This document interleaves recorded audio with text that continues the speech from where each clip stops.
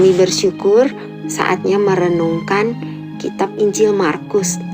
Bapa, tolonglah kami semua supaya kami mengerti dan menghidupi firman-Mu. Dalam Putra-Mu Tuhan Yesus Kristus kami berdoa bersyukur. Amin.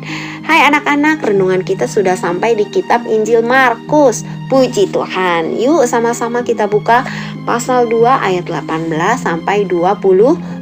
Nah anak-anak, kemanapun Tuhan Yesus pergi, selalu aja diikuti orang banyak yang ingin mendengarkan ajarannya. Tapi ada juga yang ingin disembuhkan. Nah, di antara mereka selalu ada orang-orang Farisi dan para ahli Taurat.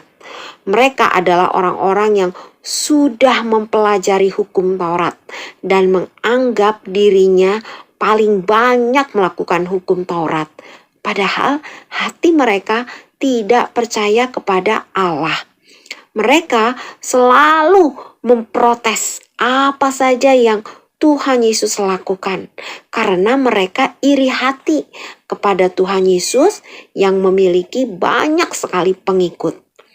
Orang-orang Farisi dan para ahli Taurat tidak percaya bahwa Tuhan Yesus adalah Mesias.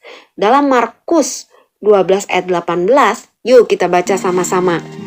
Pada suatu kali ketika murid-murid Yohanes dan orang-orang Farisi sedang berpuasa, datanglah orang-orang dan mengatakan kepada Yesus, "Mengapa murid-murid Yohanes dan murid-murid orang Farisi berpuasa, tetapi murid-murid-mu tidak?"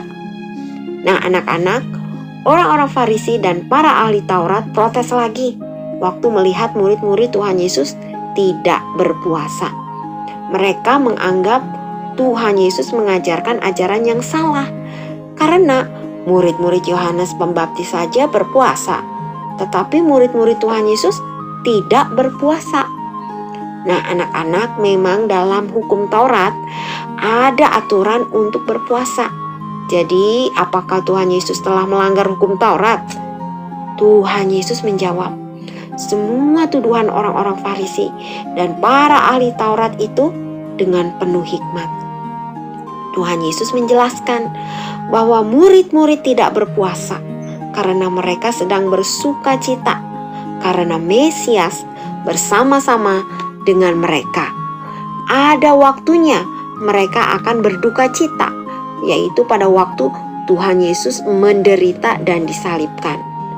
Tuhan Yesus menderita dan disalibkan untuk menanggung hukuman dosa banyak orang, termasuk dosa kamu dan dosa saya.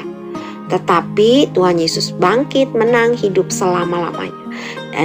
Dan setiap anak orang yang percaya, dosanya dihapuskan, diselamatkan, diberikan hidup yang baru. Tuhan Yesus datang untuk menggenapi seluruh hukum Taurat.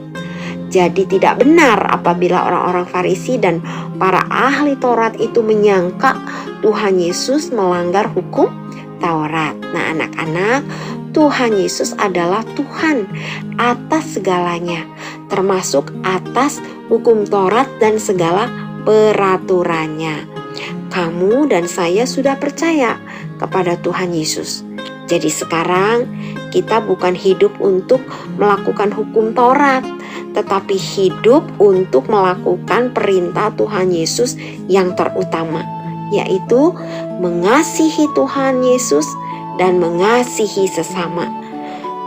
Amin. Habatus, hidupku bagi Kristus. Nah buat anak-anak yang belum percaya kepada Tuhan Yesus, maukah kamu percaya? Yohanes 14 ayat 6.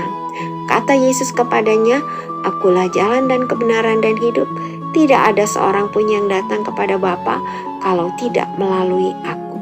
Bapa, kami sangat bersyukur karena Tuhan Yesus adalah Tuhan atas segala sesuatu yang ada di seluruh kehidupan manusia. Ajarlah kami sejak anak-anak mempercayai Tuhan Yesus yang adalah satu-satunya juru selamat.